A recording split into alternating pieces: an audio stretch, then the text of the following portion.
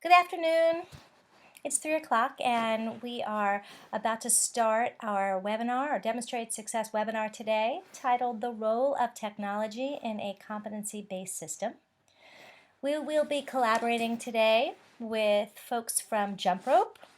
So I welcome Jesse Olson from Jump Rope and Haley Tandler. Jump Rope is a software company that creates software that helps with standards-based grading and holding assessment data, student assessment data, in a competency-aligned system. So welcome to Haley, welcome to Jesse. Jesse is the co-founder and CEO of Jump Rope, and Haley Tandler is the implementation specialist there. And then there's me, Karen Matzo. Hello, you all know me. Welcome. So today's protocols for the webinar, as usual, you're going to type questions into the question box and I will be monitoring the questions as we go, and I will say them out loud and Jesse and Haley and I can answer them. The webinar is going to be recorded and accessed on our site. Okay. So just a little background about New Hampshire. Right? So New Hampshire and Maine, I would say, are two of the biggest leaders in competency education. And in 2005, it became required that high schools create their own competencies and begin to measure them in terms of mastery. And by the end of 2008 and 2009. And most of the high schools that I visited are in this process. And there's a lot going on, and it seems to be filtering down from high school through K through 8. We have, in case you haven't visited the New Hampshire Department of Ed site, there are model competencies there for graduation competencies in math, ELA, science, work study, and arts. And in addition, this year, they've developed K through 8 model competencies that are written in grade bands for math, ELA, and science. So I've given you the link there at the bottom of the page, and you can go check those out if you're just beginning this process. And the other initiative in New Hampshire that's pretty well known is the PACE initiative, Performance Assessment of Competency Education. And currently there are 9 districts participating. And basically they are assessing and reporting student accountability by triangulating different student scores from a body of work that they are collecting for students that reflect state competencies and standards, and also scores from collaboratively developed and externally vetted performance tasks that are aligned to those standards.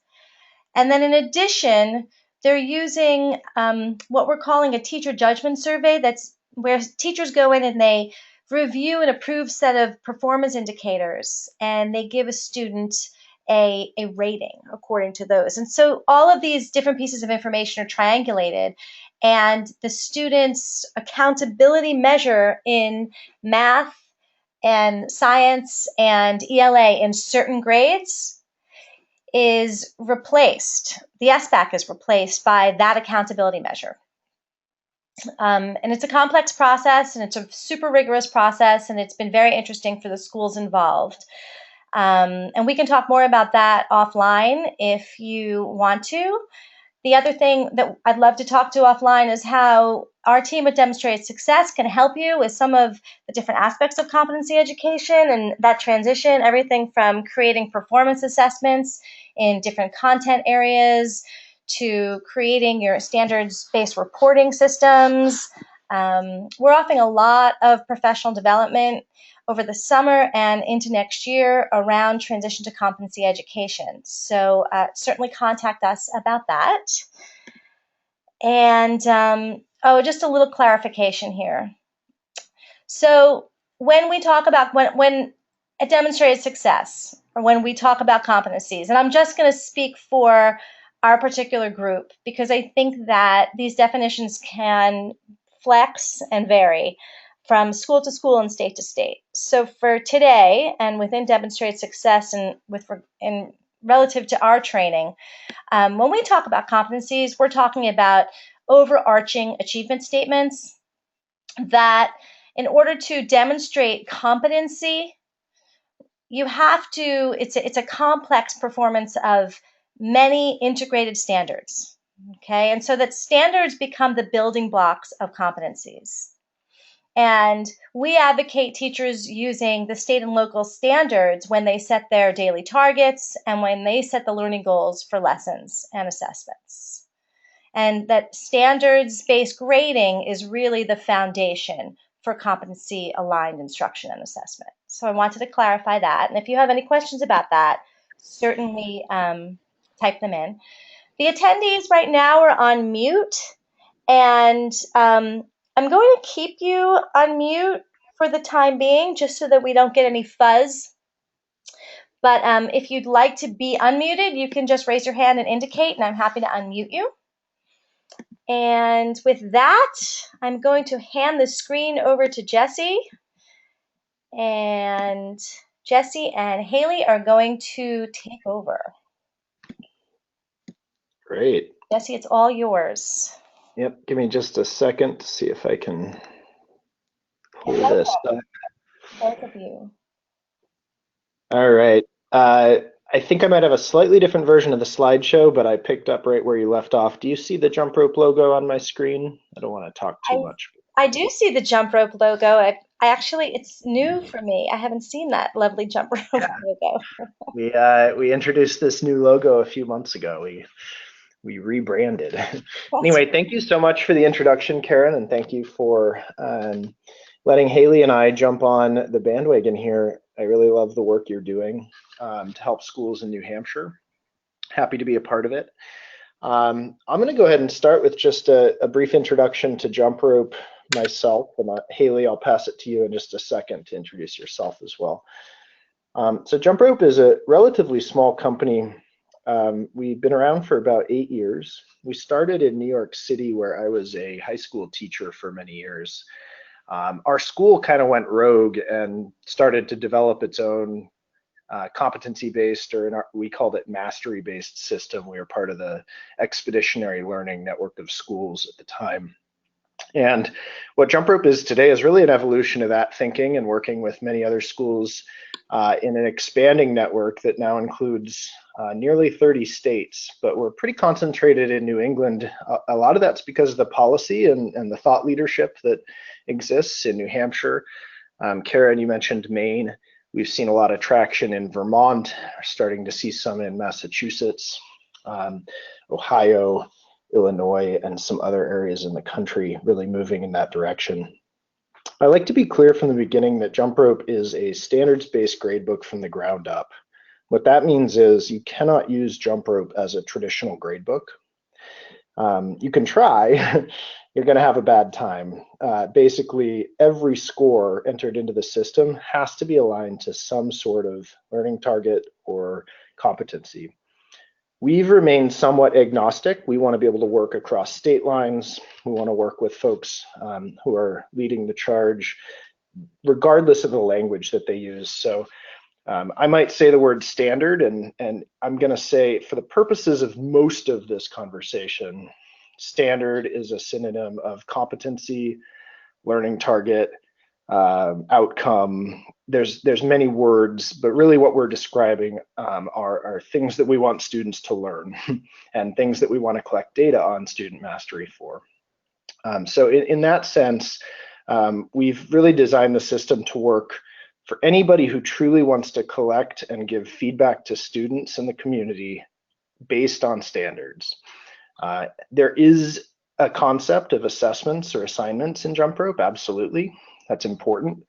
But all of the reports and the way we give feedback to students is organized around standards. I'll talk a little bit more about that in a few slides.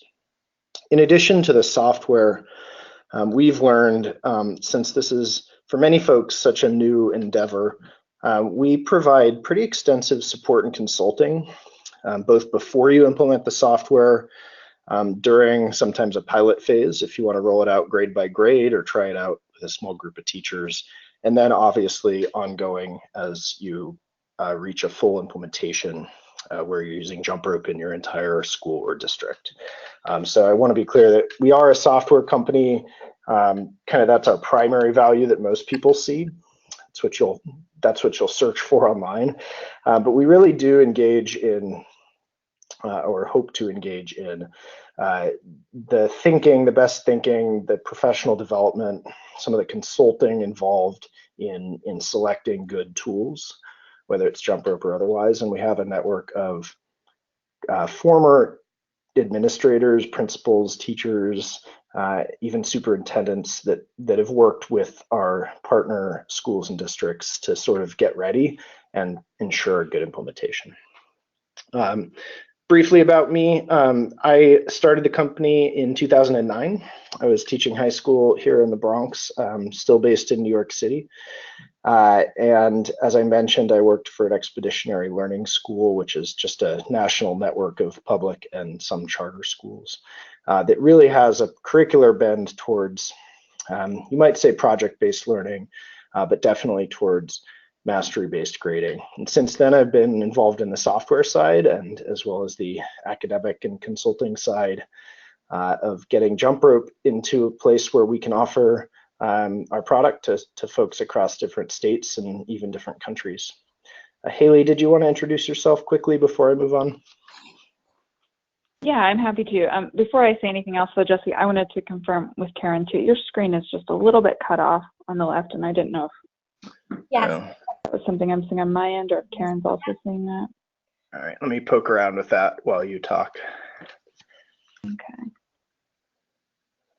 So like Jesse said and Karen said, my name's Haley Tandler, and I work as an implementation specialist with Jump Rope.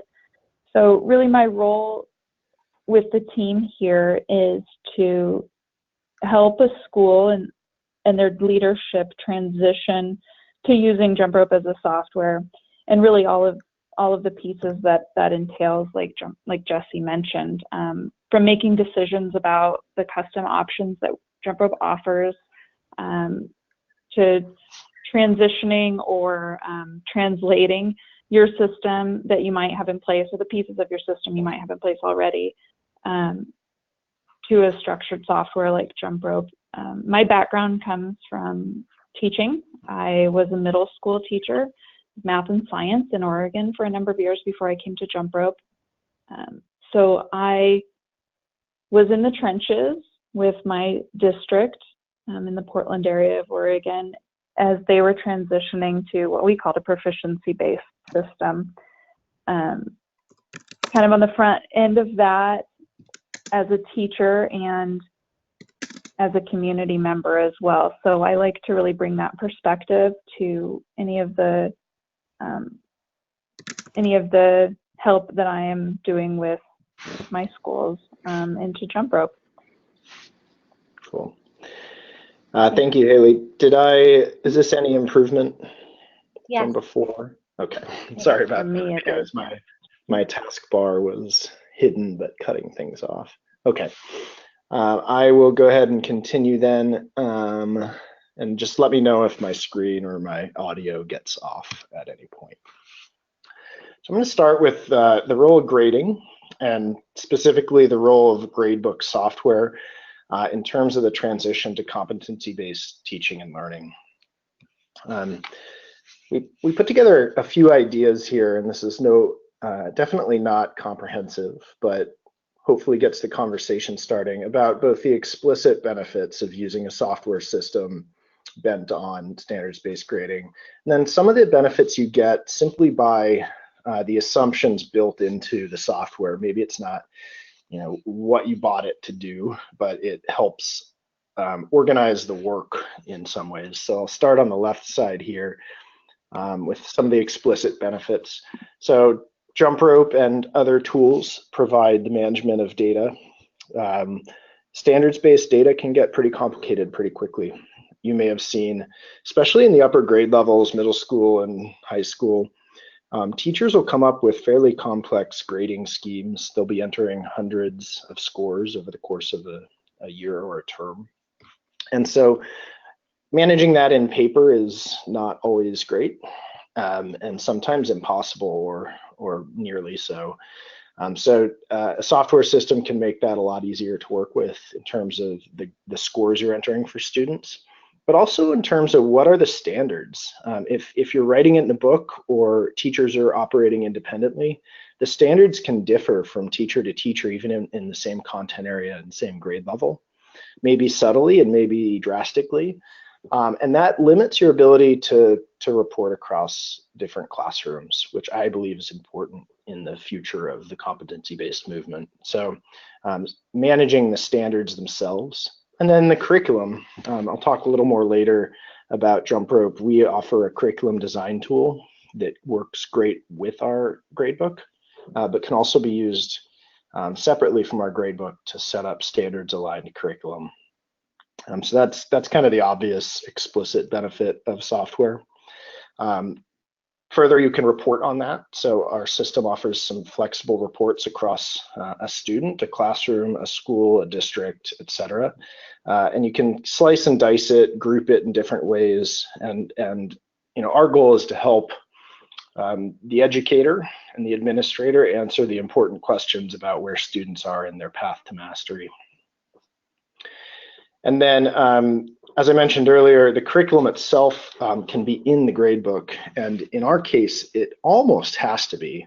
And I don't mean that every lesson plan or all of the teaching resources and handouts necessarily need to be in Jump Rope.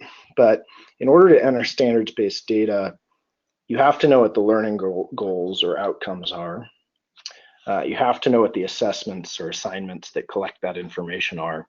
And so we have an integrated curriculum planning tool for teachers built right into our gradebook, and then an optional district-wide curriculum tool where a school administration or district administration can themselves or with a cohort of teacher contributors create sort of centralized curriculum, either as an example set that teachers can pull from and make use of, or even as a required set of implemented standards, assessments, units, and course plans. So those are some of the ways that a software system can put some structure and help you manage small, medium, and large implementations without losing control of what's happening in individual classrooms. On the other half here on the right, some of the implicit benefits of using a software system is that the standards must be common to the district or school. Jump Rope does offer a version where teachers write their own standards, and there's a number of schools that use it very successfully, but not if they're seeking sort of the permanent record or graduation requirements version of competency-based grading. It works well to inform instruction throughout a course experience.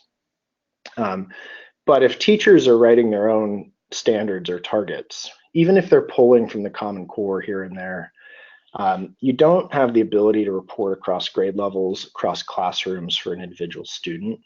And the quality and consistency of those standards can vary. So our most popular product allows the school or district to set up what we call a standards bank, where every teacher is using a similar or identical set of standards. Not that math is teaching the same standards as a humanities course, but they're all pulling from a bank of available standards, which allows for more consistent quality control and better reporting. Another assumption in Jump Rope is that assessments have to be aligned to standards.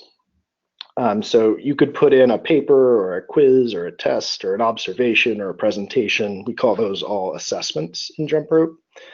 You literally cannot enter a score in our gradebook unless you've also told us one or more standards that assessment is designed to gather data for. So there's no way to score a paper or a test and give them an 85%. Rather, you say, looking at this assessment, what evidence do I have of the mastery of the standards? So that very basic assumption in our system makes us fairly unique. It's the reason we can't be used easily as a traditional grading system.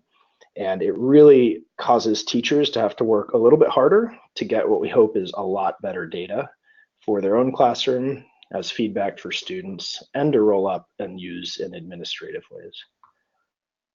And then finally, all of our reports are standards based, which means you're never looking at their average score across their tests. You're actually looking at their average, or average being sometimes a bad word, their aggregate level of mastery across a number of standards. And the data came from the assessments that teachers use to capture it, but we're always rolling it up as here's our best representation of mastery of each standard. And an overall score in a course is going to be based on the level of mastery of the standards, not the grades on the assignments per se. So that was a lot of information. We got kind of our densest slide first. Haley, I wanted to pause. I didn't know if you had anything to add. I know you helped me put this together, or any questions based on what I've rattled off so far. Yeah, I think what popped up to me as a little detail that I wanted to make sure everybody heard about was the idea that within jump rope, standards can also be included in your own curriculum cross-curricularly. So you kind of touched on that, but for example, a math course, as a math teacher, I could pull in writing standards to my grade book and assess those as well. The really cool thing about that then is on the back end, for reporting purposes, we can look at that particular writing standard across the multiple course and curricular areas that it's been assessed for a particular student. So I could essentially combine all of their writing scores from ELA, from maybe a foreign language, from math, from science, and look at them, look at the student score holistically across all those areas. And then I can also look at it within those content areas as well. And I think that's a really powerful tool here that I wanted to make sure was more clear. So just so I can clarify, it's Karen, hi. If you were looking at a senior, let's say, who was using jump rope, who had been, whose grades are in jump rope, their competencies, their graduation competencies would be informed by their performance basically across all of their classes within under that competency, right? So if a competency was communicates effectively in writing, let's say, you could pull, a jump rope would be pulling that student's performance in writing from their English class, from their social studies class, math class, science class, whatever, if that competency was assessed within those classes. Yes, absolutely. And I would take it a step further. So we have a version, we do provide what we call course-based transcripts. We're talking about seniors, so I'll throw this out early. Traditional transcripts have to do with your grade in each class and kind of overall grade, your GPA. That's considered our permanent record, our graduation requirements, and typically useful in post-secondary applications. Jump rope offers a second view of that we call the proficiency transcript, or you could call it the competency transcript, which instead of rolling it up by course experience, which is bookended by the school year or term, we actually look at each competency and we can group those by content area or any category you choose. What that allows you to do is say, we're going to look across different courses to roll up a score per competency. And we'll even look across multiple school years. So it could be that maybe it's a math standard that tends to be more sequential than a humanities competency. Sorry, I'm mixing the words up here. Maybe it's, something about adding and subtracting fractions. You might address that in sixth grade and touch on it in seventh, but you're not going to be addressing that as much in high school.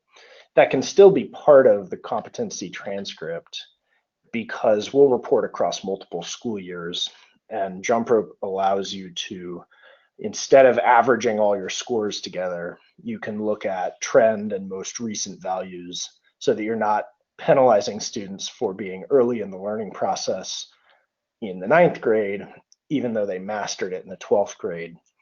So we'll look at it as a trend over time and a culminating level of mastery. So yes, to your question, that was long-winded, extending the answer to it's across different content areas or courses. It can also be across multiple school years. Interesting. So the schools that are using, districts that are using jump rope, you're able to generate a competency-based transcript. Correct. Yep, and there's just a handful that are truly implementing K-12 or pre-K-12 at this point. I'll get into kind of the timing here next. It's a great segue, thank you. In terms of how do you roll this out, it's usually not K-12 all at once. And so we have dozens of schools and districts that are rolling it out kind of in structured grade level by grade level ways, and there's different models for that. That's a good chance for me to move on unless there's other questions on this slide. Whoop, there is a question. Okay. Let me go grab it. What is the relation between reporting standards and competencies? Do you report competencies separately from standards? That's good question, and it depends a bit on your definition. My standard answer here is that in our world, I guess I would need a little clarification. Perhaps by standards you mean Common Core standards, and competencies you mean district written. Perhaps you mean different levels of specificity. I think probably different levels of specificity. So what I think this question might refer to like competencies versus the indicators that inform a competency. Got it. So when I mention the bank of standards that you set up to use jump rope, it's hierarchical, and you have some flexibility in how you implement it. So we might call parent and child standards, or higher level and lower level. But you set it up as sort of a tree. And the way we do it is there's one level we call the root level of competency, which is the more specific of the layer, is what teachers are directly assessing. The scores on the higher level standards or competencies as you work up the tree are some sort of calculation on the directly assessed scores. And our view is that, and this is sort of an assumption our software makes, might not be perfect for everybody, but it says teachers' job is to look at the sort of the most specific level of competency, which doesn't have to be like daily, that's overkill, but like has to do with it. You could potentially measure it completely within a course experience over several assessments.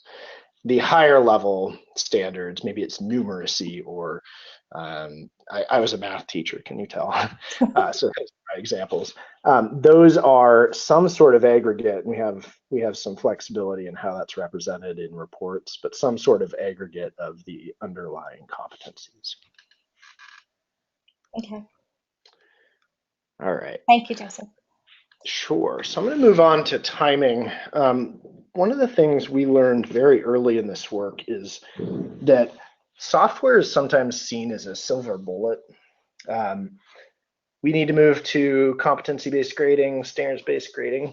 We need a piece of software to do it, and that piece of software will usher us through that process. And there's some truth to that. At least I'm banking my business on it to some degree, that software is an important piece of a transition in our modern world.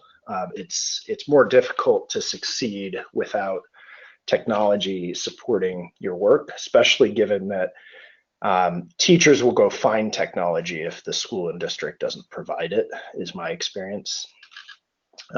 So when do you go out and buy a gradebook or any other piece of software, curriculum design, etc.? There's no one answer to this, but I'm going to share a few lessons. And in a minute, Haley, the next slide has some of our user voice that you helped me put together. I'm going to have you talk a little bit about that if you don't mind. But I'll start here by saying the teacher practice is really the root of the change. In order to use jump rope effectively, in order to truly do competency-based grading, you're not just typing in different numbers, you're looking at student work differently. You're actually designing your classroom experiences and your assessments differently. That would be the ideal.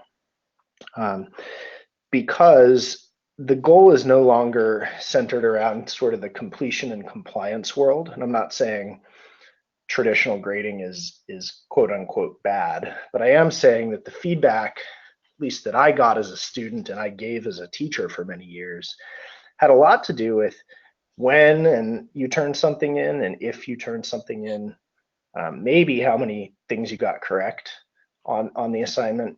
But we were really aggregating data that was mostly about completion and compliance and less about the actual skills that you were mastering. You just sort of hoped those two were strongly correlated. They often were, but it was an assumption that was not usable in terms of informing instruction, et cetera. So we believe that practice has to shift at the classroom level, even at the student self-assessment level, for this movement truly to be worthwhile. And that involves a pretty significant philosophical and sort of research background on why this is better for students. If you bring in software before that belief is there, people are gonna push back. And sometimes that's teachers who've been grading a certain way for a long time and don't see the benefits. Sometimes that's the community.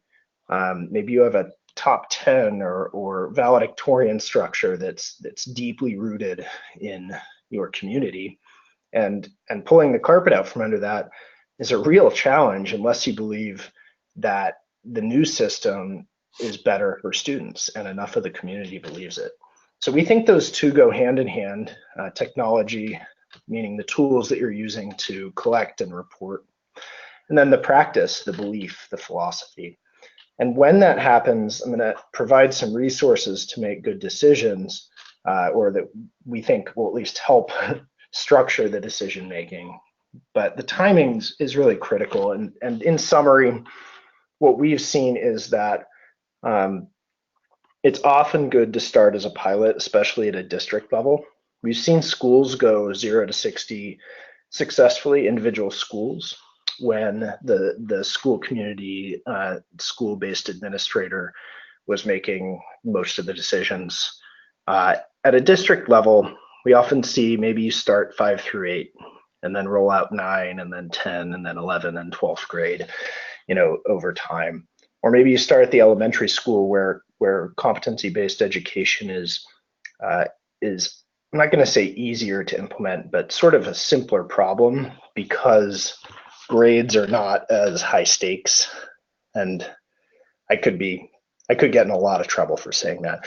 They don't have as many external audiences in K-5 as they do in the upper grade levels, who may not be interested or aware of or educated in competency-based education. And I'm talking about job applications, college applications, any post-secondary options that consume quote unquote grades for some purpose. That would be what I define an external audience as. So rolling it back to timing, we've endeavored to be very flexible. You can pilot jump rope with an individual grade level or a small grade level. You can pilot it with one school within your district. You can even allow teachers, we have a free account that's free forever for teachers to allow individuals to sort of try out our grade book. They're not going to get the benefits of sharing reports and curriculum with each other, but they are going to get to see what the classroom level benefits are. And we support all of those methods. We have some opinions, but it really is going to depend on your community, what you're ready for in terms of timing. So to help with that, I'm going to pass this to you, Haley, if you don't mind. Some of our voices from users, maybe you wanted to represent what you went through to gather this slide, Haley. Yeah, thanks, Jesse. I think when talking with users and their experiences, they really kind of fall into for me at least, 3 categories, right, where they've adopted the software as their transition tool, and they're hoping that it's going to be driving the change for them. So they're an early adopter. Where they've maybe had, they've been working with a standards-based system. The practice is in place in all of their classrooms, but like Jesse mentioned earlier, teachers are finding their own system to help them manage all of this data and to help them use the data to inform their classroom. And then the third group, really where it's been a measured, very incremental process where decisions are made more slowly. The experiences that I've seen with schools there's been success for each of those areas, right, with the different timing.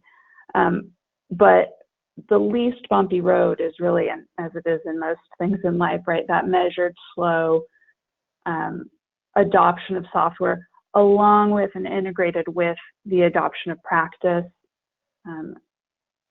along with and integrated with the adoption of communication tools and keeping those communication lines open between all the stakeholders, administrators, teachers, students, parents. They're all important voices that need to be heard, which I'm sure we can all agree on. The story here that you see is from a district in New Hampshire that has done a pretty slow rollout of jump rope. They started with jump rope almost four school years ago in just 2 to 3 classrooms each in their elementary school level. And I can't speak to what sort of preparation they did as far as practice prior to that, but they have just really slowly and cumulatively added in more teachers and more grade levels and more members of the community along with that as the years have progressed. And at this point in the game, they have their elementary schools fully implementing the software alongside of their practice, and they've brought on about half of their middle school as well. And one of the points that Katie, who offered her story to me to tell, wanted to say was really that part of their success has been in their support for teachers and meeting teachers at where they're at. So they do a lot of differentiated professional development and a lot of internal support systems. So they have, certain groups of teachers that are at the forefront with practice and philosophy, and they've been essentially the early adopters of the technology piece, and that within the schools they have teacher leaders that are kind of like coaches for both the philosophy practice and then also the technology piece with jump rope as well. So they've really taken the time to look at the broad view and have seen some great success with that. But like Jesse said, and like I mentioned earlier too, it's not the only way to do it, and you really do have to make sure that you're looking at your community and the readiness of your teachers and the readiness of your students and parents.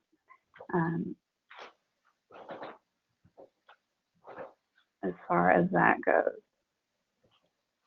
Yeah, thank you. Mm-hmm. Yeah, so I'll summarize by just saying we have some opinions, but our customers know a lot more about what's good for them than we do. So we try to be flexible and offer the professional development, sometimes consulting before you even buy the software.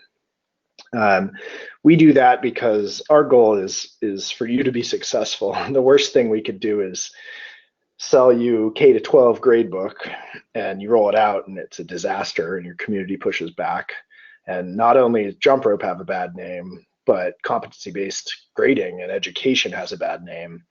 And it might be years before you can make another real push for what we truly believe is better for students. So our goal is to meet your community's needs. We rely on you a little bit to do that. And I'm actually this is a great place to say, we have a few resources that we've put together with a lot of feedback from existing customers. And we've pulled it together into a couple of documents. And the first I'd like to show you is what we call our implementation benchmarks. This is a document that we'll link, and maybe one of you go-to webinar wizards can make this a handout while I talk, but I'll pull it up on my screen. I will do that. I'm just, you're probably going to see my other open windows here, but I'll briefly show you. This document was made a couple of years ago, but we update it regularly. And what we tried to pull together is a framework to evaluate readiness for implementation of jump rope and standards-based or competency-based grading in general. And so we built a 10-point rubric, and I'll highlight a couple of these. So 10 benchmarks here. So philosophical and research background, leadership and change management, clear learning goals and standards, common grading policy and practice. Without reading them all, I want to make sure you see the structure here is that each of those benchmarks then has sort of what we call a descriptor. So philosophical and research background, my school and district has existing experience and exposure to the philosophy and research, and holds the belief that standards-based education leads to improved student outcomes. We have what we call a user story. So this bit is what you might say, or what some of our customers have said to us in relation to that. And then we made our own sort of 1 to 4 rubric. So that's benchmark number 1. You can see they vary from, can I give you all a seizure here? So vary from philosophical and research background, just going back up to the table of contents. One of them we consider pretty important is actually technical capacity. So, jump rope's an online tool. You need to have working internet. You need to have technology and IT support structures. Some of that needs to be in place, or you're going to hit roadblocks from a technical standpoint, not just a philosophical or practice standpoint. And you'll notice here that communication with families in the community, I actually consider that one of the most important ones. Even as this idea of competency-based education grows, we still find that families and parents are sometimes the biggest resistors of this movement. My personal theory on this is that traditional grading, which is usually letter grades or percentage-based grades on assignments and GPAs, has been around for so long that literally every parent has been a student in that system and has been given feedback and told they're good and bad in various ways based on that system. You're actually upending not only their child's education and success, but you're sort of causing them to question some of their own feedback and definitions of success in their own schooling. And so we're actually but we're working towards a new idea here that's not just for our current generation of students, but really goes generations back, and can get some pushback. You get a local article in the local newspaper about how standards-based grading hurt their child, and suddenly you have a PR problem, not just a teaching and learning problem, and that can be important. So I'll highlight that one. I'll highlight also student ownership of learning and jump to that. Apparently this isn't a linking PDF, so pardon me while I scroll. So my school and district engages in students in the learning process by regularly communicating feedback and providing opportunities for self-assessment, growth, and self-directed learning. I like to highlight this in part because Jump Rope's really designed to be an ongoing feedback system, not just a summative assessment system. So we do capture summative, assessments of these standards or competencies. We also are designed to capture the formative learning process, and really Jump Rope works best when the feedback is sort of consistent. I'm not going to say constant because there's a teacher workload consideration here, and just practicality, pragmatism, but consistently giving this feedback, not just 4 times a year, twice a year, end of the course, but giving this on the go has a ton of benefits, including getting students to buy in to where they are, buy into the fact that just because they're not mastering it yet, they can meet and be exemplary down the road. They need to see ongoing information. That also gives the teacher the data they need to inform their own instruction, and it gives the administration the ability to intervene and work with educators to improve before it's too late, before the student passes or fails the course, which we're often still stuck with. So Jump Rope's designed to be formative and summative, but really yeah, go ahead. I have a quick question. So there's a student interface piece that, okay. Yep. We have what we call our family portal.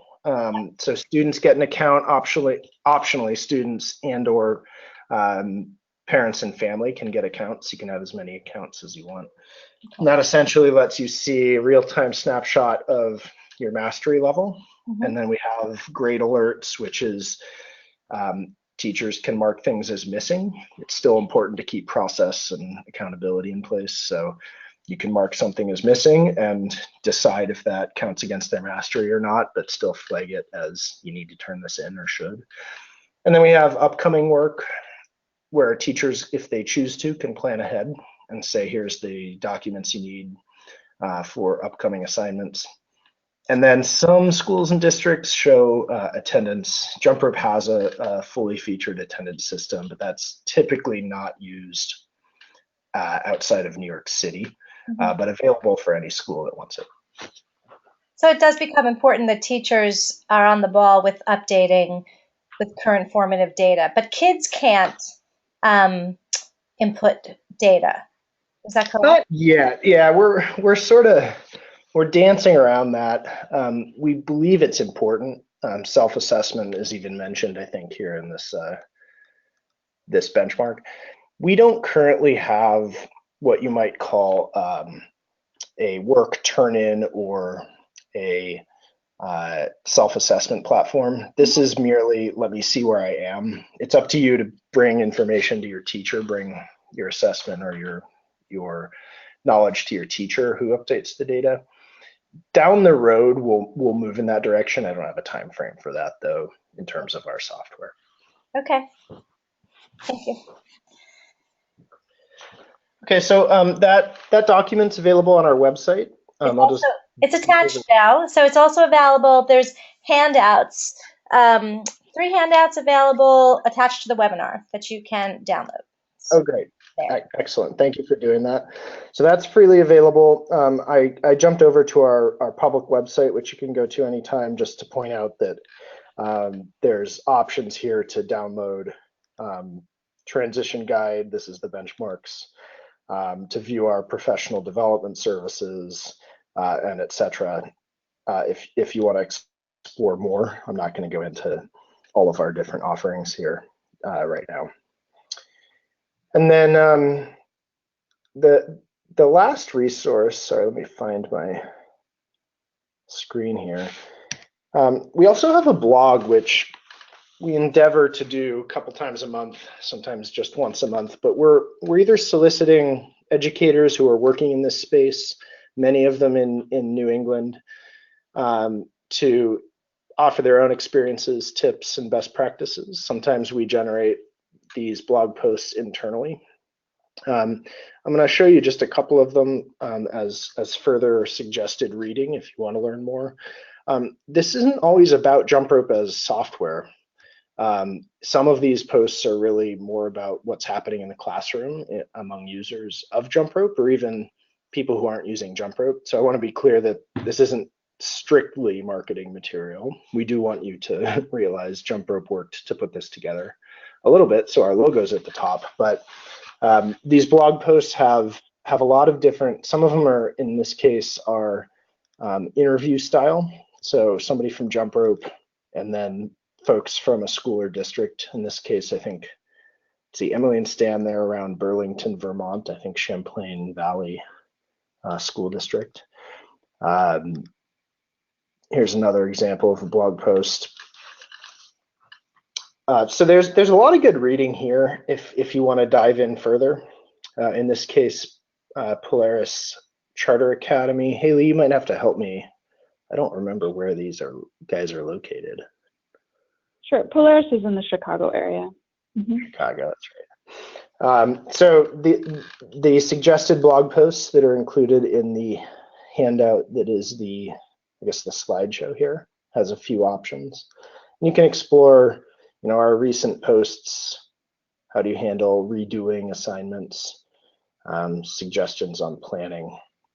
And you can look through the archive that goes, all the way back to 2011 here. So those are some things you can look to next, in addition to the implementation benchmarks. And then I'll just end. I know we're a few minutes early, but maybe there's some bookending you want to do, Karen. That we're always available over email at support@jumpro.pe. I'll tell the quick story there. Jumprope.com is owned by a toy company that's a lot bigger than we are. So we couldn't buy jumprope.com or net or org. So we are jumpro.pe. See what we did there? And then www.jumpro.pe is the website I was showing you earlier. Haley, maybe I just want to see if you had any final thoughts, and then I'll pass it back to you, Karen, to wrap us up. Great, thanks. Yeah, I think that I just want to second Jesse's discussion here about how to get a hold of us if you ever need anything or have any questions about jump rope. And again, on our homepage that Jesse showed, that's where a teacher can, or a single individual can log in and sign up for one of our free accounts if you want to do any test driving with the software. Thanks. Okay.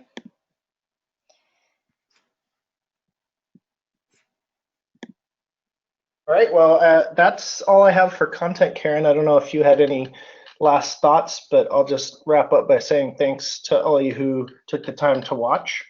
Please do reach out if you want to learn more. Haley is not the only friendly one at Jump Rope, so Haley or someone will get back to you shortly over email, or feel free to explore those resources. But really appreciate the opportunity to share our thoughts, and look forward to working with some of you in the future. Thank you, Jesse, and thank you, Haley. I'm really happy to have offered this for our folks today. I can speak from personal experience. My own children actually attend a school in Maine that use jump rope, and I have found it to be terrifically user-friendly as a parent. And I also know from the teachers with whom I'm friendly in my community that the customer service and has been incredibly accommodating. The administration at the school district that my kids go to, they can't say enough about how flexible everyone has been at Jump Rope, and when they've had problem solving that needed to be done and accommodations that needed to be made, and it's been a great tool in our school district. So I thank you for that, and that's one of the reasons that I was eager to have you guys present today. So thanks. The handouts that are attached, so the implementation benchmarks are attached, and there's a PDF version of the webinar. And then lastly, there's a short article from ASCD on competency-based grading practices. It's only 2 pages long, and it's a terrific, tiny little article that you can give to teachers or parents that basically says a lot of what is important about the changes that need to happen for grading practices. So I give you that. And again, the webinar will be housed on our Vimeo site, and the link will be on the consortium website. And also, I will be sending that link to Haley and Jesse so they can have it for their blog and their site. And I hope that you will contact Jump Rope as needed, and that also you'll contact us at Demonstrated Success for professional development this summer going into next year, so we can work with you to help you make your competency instruction transition. So thank you very much, and have a good afternoon. If there are any Thank questions, you, Karen. Yep. Yeah, thank you, Karen. You're welcome. Thank you, everybody. And we'll be in touch soon. If there are any questions, right now would be a great time. I'm going to open up the lines. And it seems like there are none, so I'm going to end the webinar. And thank you, and we will be in contact soon. Take care. Everybody. Enjoy the sunshine temporarily. Right.